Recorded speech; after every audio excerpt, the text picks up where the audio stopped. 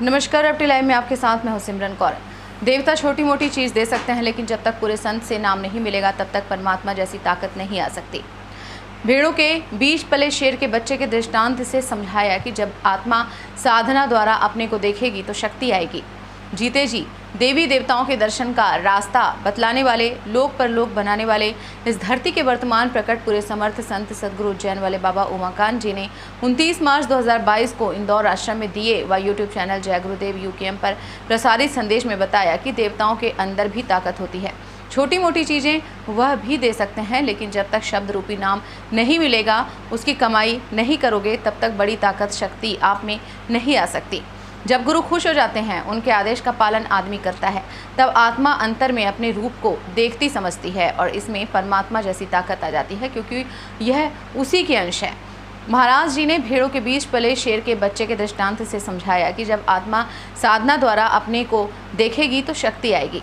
जैसे बुआई में गहरा उथला होने से चने का पौधा छोटा बड़ा होता है, ऐसे ही आत्मा कर्मों के अनुसार उभरती आगे बढ़ती है।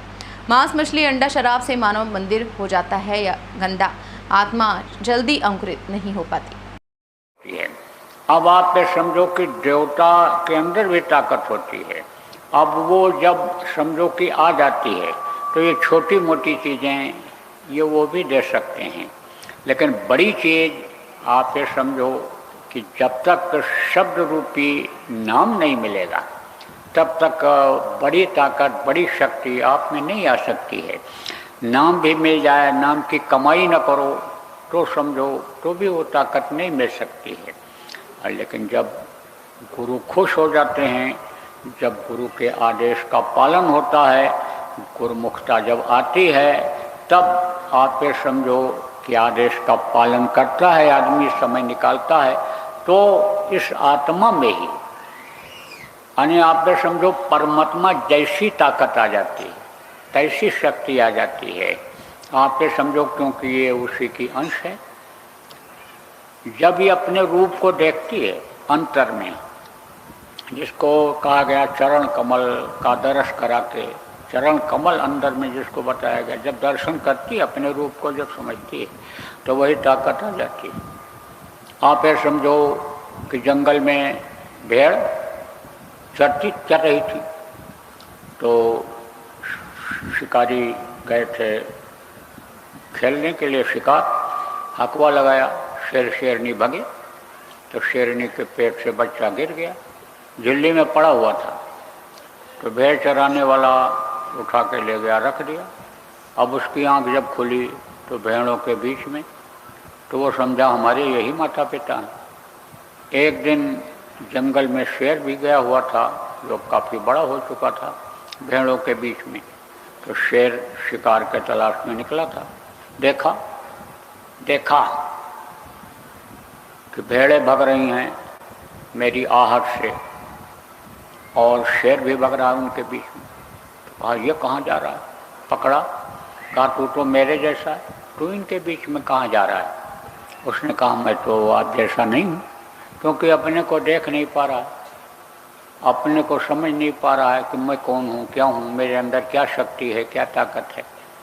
तब वो शेर पकड़ करके जंगल वाला ले गया, नदी के किनारे खड़ा करके और पानी में परछाई दिखाया।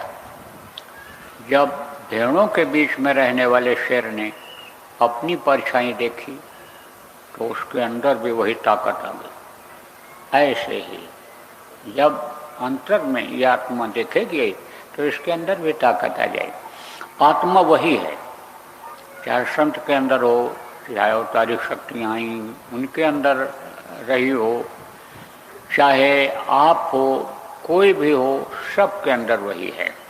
लेकिन यह जरूर है कि अलग अलग आत्माएं हैं, यानी अलग अलग यानी शरीर के अंदर हैं।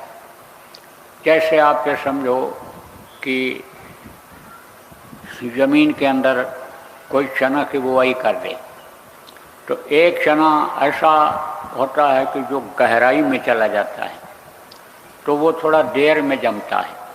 अब एक होता है ऊपर होता है, उसके ऊपर हल्की मिट्टी रहती है, तो चने के अंदर जब नमी आती है तो जल्दी अंकुरित हो जाता है।